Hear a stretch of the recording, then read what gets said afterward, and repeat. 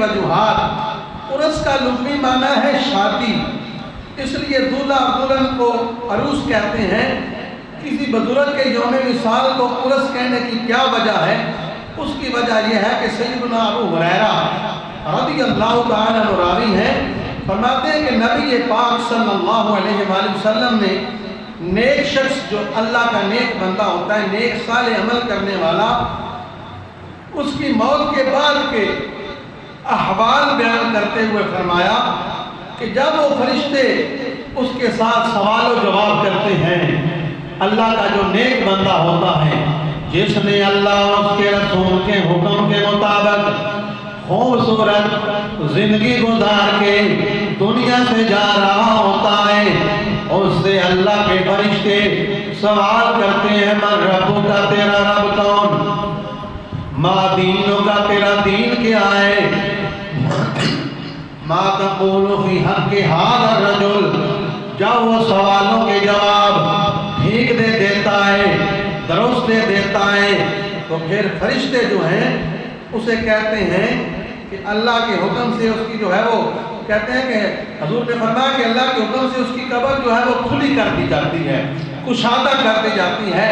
جو گنہگار ہوتا ہے، خطا کار ہوتا ہے، اس کی قبر جو ہے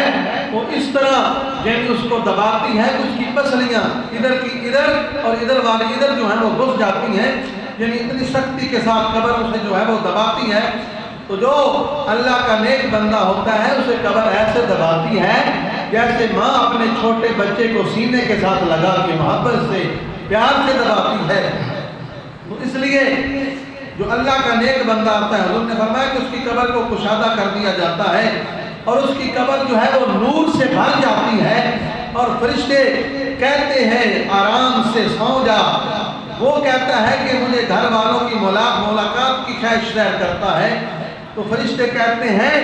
نم کا نومۃ العروس الذی لا یوقظہ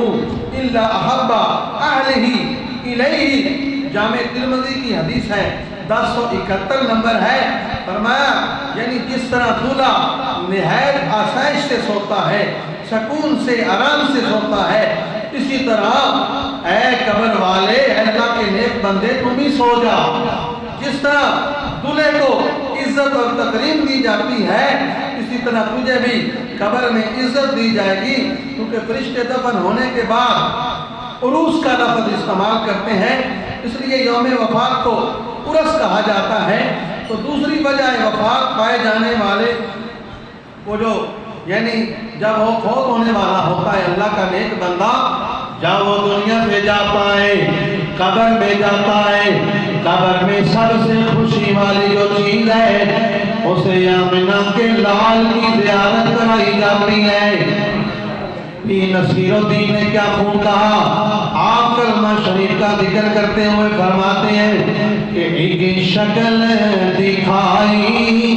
جائے گی، ایک شکل دکھائی جائے گی، تصدیق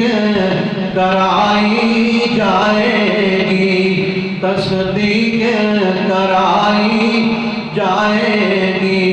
پڑھو لا الہ الا اللہ۔ تو ہاں سب سے جو بڑی خوشخبری ہے، قبر میں آمنہ کے لال کی زیارت کروائی جاتی ہے، حضور کی